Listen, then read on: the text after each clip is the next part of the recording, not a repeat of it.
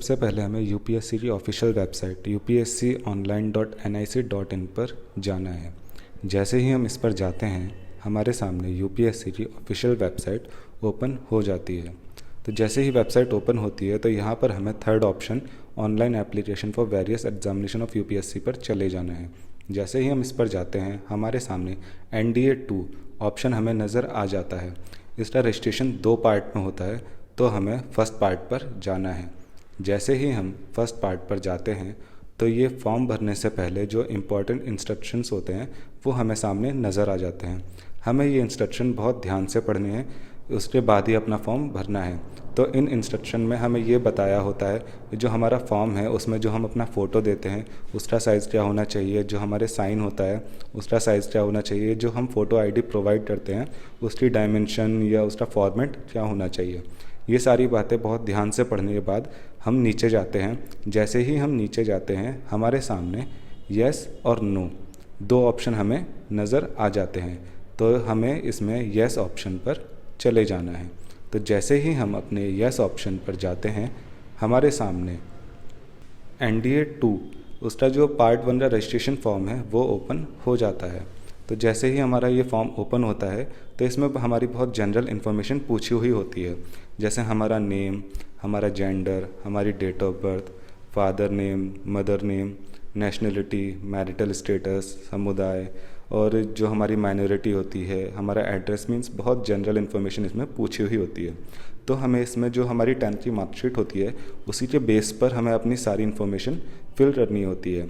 तो जो भी हमारी 10th की मार्कशीट है उसी में जो हमने इन्फॉर्मेशन दी हुई है वही इन्फॉर्मेशन इसमें हमें देनी है। तो यहाँ पर अपना नाम, अपना जेंडर भरना है, जो हमारी डेट ऑफ बर्थ है वो वही होनी चाहिए जो हमारी 10th की मार्कशीट में हमने दी है। तो जो हमारी डेट ऑफ बर्थ है वो 2004 से 2007 के बीच में होनी चाहिए, तो हम वही इन्फॉर्मेशन इसमें भर देते हैं। तो मैं अपनी डेट ऑफ बर्थ यहाँ डाल देता हूँ, देन उसके बाद अपना फादर नेम मैं इसमें भर देता हूँ। मेरा फादर नेम वही होना चाहिए, इनिशियल वही होनी चाहिए जो हमारी 10th की मार्कशीट में हमने दिए होते हैं। तो चलिए मैं इसमें अपना फादर नेम भर देता हूँ। तो ये मैं अपना इसमें फादर नेम भर दिया। देन उसके बाद अपना मदर नेम भी सेम वही होना चाहिए जो हमारी 10th की मार्कशीट में हमने दिया है। इनिशियल ज़रा भी चेंज नहीं होनी चाहिए, अदरवाइज़ आपका फॉर्म भी रिजेक्ट हो सकता है। तो देन मैंने यहाँ पर अपना मदर नेम डाल दिया है। देन हमारी नेशनलिटी, फिर यहाँ पर हमारा मैरिटल स्टेटस अनमैरिड, सिर्फ अनमैरिड कैंडिडेट ही इसमें अप्लाई कर सकते हैं, मैरिड नहीं कर सकते हैं। देन उसके बाद जो हमारा समुदाय है, हमें अपना समुदाय जनरल, OBC, SC, ST आप जिससे भी बिलोंग करते हैं वो हम इसमें भर देते हैं। सपोज़ मैं इसमें SC डालता हूँ तो यहाँ पर मुझे अपना SC सर्टिफिकेट नंबर और जिसने भी वो इशू किया है उसका नाम एंड जो भी हमारी इशू डेट है वो हमें इसमें देनी है। देन उसके बाद अगर हम किसी माइनॉरिटी से बिलोंग करते हैं वो SC और ST इन दोनों के लिए प्रोसेस सेम है। देन अगर मैं जनरल से भरता हूँ तो मुझे किसी भी तरह सर्टिफिकेट नंबर देने की ज़रूरत नहीं है, मैं डायरेक्ट जनरल भर सकता हूँ। एंड और OBC और जनरल दोनों के लिए भी सेम प्रोसेस है। तो चलिए मैं जनरल से अपना फॉर्म भर देता हूँ। सपोज़ आपकी कोई माइनॉरिटी है तो आप येस करेंगे, अदरवाइज़ नो। देन उसके बाद आते हैं हम एजुकेशनल क्वालिफिकेशन पर। जो इसमें फ़र्स्ट ऑप्शन है वो फर्स्ट ऑप्शन उन कैंडिडेट के या उन स्टूडेंट्स के लिए हैं जिनके पास 12th में PCM नहीं थी। देन वो फर्स्ट ऑप्शन सेलेक्ट करेंगे। यदि आपके पास 12th में आपने 12th पास कर लिया और आपके पास 12th में PCM थी तो आप दूसरा ऑप्शन लेंगे। यदि आपके पास आपकी अभी 12th चल रही है और आपके पास PCM नहीं है तो आप थर्ड ऑप्शन ले सकते हैं। देन यदि आपके पास आपकी 12th अभी चल रही है और आपके पास PCM है तो आप फोर्थ ऑप्शन लेंगे। तो चलिए मेरी 12th कंप्लीट हो चुकी है तो मैं सेकंड ऑप्शन ले लेता हूँ विद PCM। तो यहाँ पर उसके बाद मैं अपना एड्रेस डालता हूँ। जी, यहाँ पर याद रखिए एड्रेस वही देना है जो आपके आधार में मेंशन है, सेम एड्रेस हमें इसमें भी देना है। तो ये एड्रेस हमारे पास 3 चीज़ों में पूछा है, line 1, line 2, line 3। Line 1, line 2 mandatory है, लाइन 3 मैंडेटरी नहीं है। तो लाइन 1 में जनरली हमारा जो हाउस नंबर, फ्लैट नंबर, ये सारी चीज़ें आती है, तो जो भी आपका एड्रेस है वो आप इसमें भर दीजिए।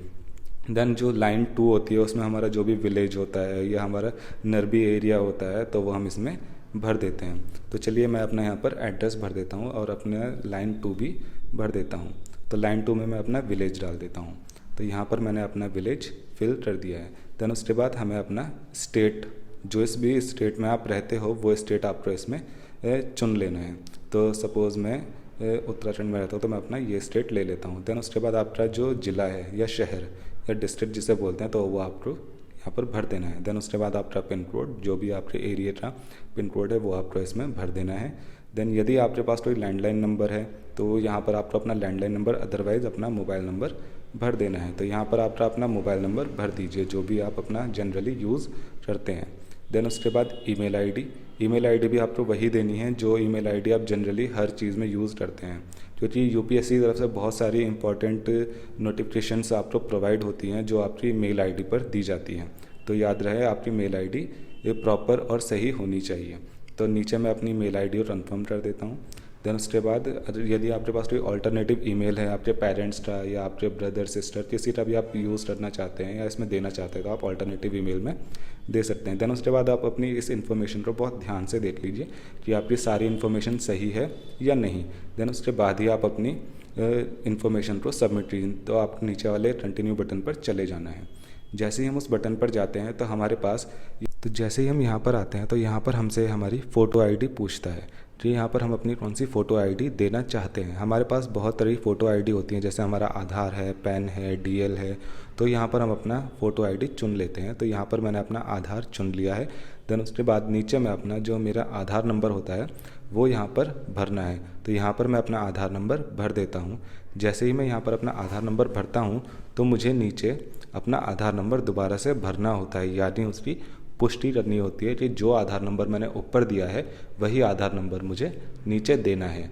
तो चलिए मैं यहाँ पर अपना आधार नंबर दोबारा से दे देता हूँ। जैसे ही मैं अपना यहाँ पर आधार नंबर देता हूँ हमें नीचे आना है। जैसे ही हम नीचे आते हैं तो यहाँ पर होता है preference of NDA and NA examination, कि आप कौन से जो आपका एनडीए एग्जामिनेशन है उसमें जिसे वरीयता देना चाहते हैं। तो चलिए मैं यहाँ पर अपने जो प्रेफरेंस है वो दे देता हूँ। तो सबसे पहला प्रेफरेंस मैं आर्मी सेना को देता हूँ। देन दूसरा प्रेफरेंस मैं वायुसेना में देता हूँ। देन थर्ड प्रेफरेंस में अपना नेवी में दे देता हूँ। तो यहाँ पर आप प्रेफरेंस अपने अकॉर्डिंग या अपने हिसाब से दे सकते हैं। देन उसके बाद ये मुझसे पूछता है did you ever fail in CPSS PABT pilot examination of air force. तो यदि आप फेल हुए हैं तो यस, यदि नहीं हुए तो नो। देन उसके बाद ये हमसे पूछता है would you like to be considered for air force GDD। तो यदि आप यस भरना चाहते हैं तो यस भर दीजिए, अदरवाइज नो। देन उसके बाद ये हमसे पूछता है कि आप कभी किसी मिलिट्री स्कूल में पढ़े हैं या आप उसके विद्यार्थी रहे हैं। तो यदि आप विद्यार्थी रहे हैं किसी मिलिट्री स्कूल में तो आप यस भर दीजिए, अदरवाइज़ आप नो भर दीजिए। देन इन्फॉर्मेशन देखने के बाद यहाँ पर हम नीचे बटन पर चले जाते हैं। तो जैसे ही हम नीचे बटन पर जाते हैं तो यहाँ पर हमें ये रिव्यू वाला ऑप्शन दे देता है कि जो भी इन्फॉर्मेशन हमने भरी है वो सब सही है या नहीं। तो आप अपनी इन्फॉर्मेशन को बहुत ध्यान से पढ़ लीजिए कि जो भी इन्फॉर्मेशन आपने दी है वो सही है या नहीं। यदि सही नहीं होती है तो आप नीचे दिए हुए अपडेट बटन पर चले जाइए और अपनी इन्फॉर्मेशन सही कर लीजिए। यदि सब सही है तो यहाँ पर आप नीचे दिए हुए कैप्चा को भर दीजिए और जो नीचे बटन दिया है मैं सहमत हूँ इस बटन पर चले जाइए। जैसे ही हम इस बटन पर जाते हैं तो यहाँ पर हमारा NDA पार्ट 1 रजिस्ट्रेशन पूरा हो जाता है।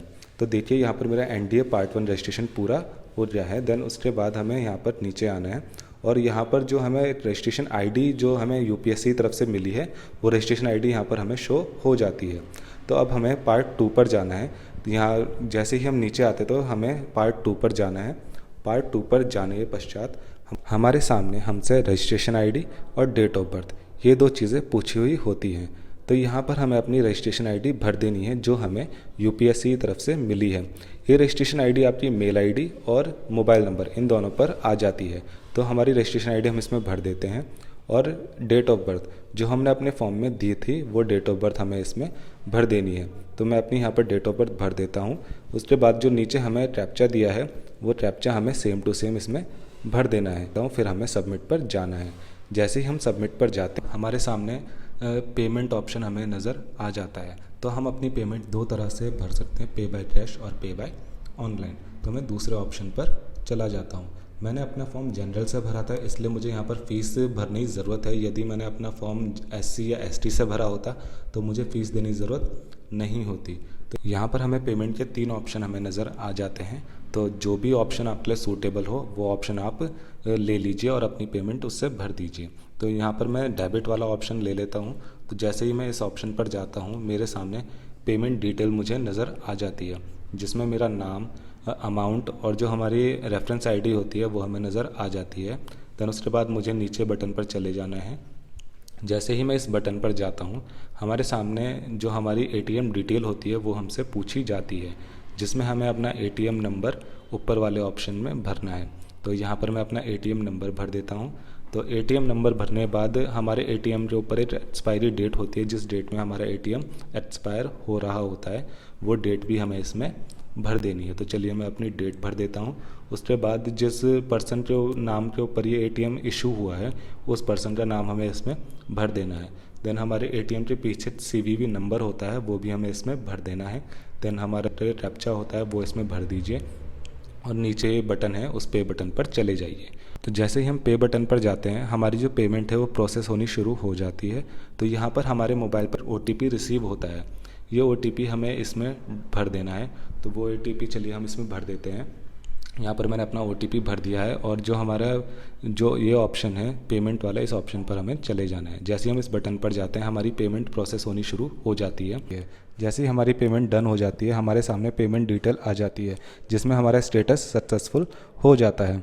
जैसे ही हमारी ये पेमेंट डन हो जाती है, तो हमें नीचे अपनी ऑफिशियल वेबसाइट पर जाने के लिए हमें ऑप्शन दिया होता है। तो चलिए अब हम अपनी ऑफिशियल वेबसाइट पर वापस चलते हैं।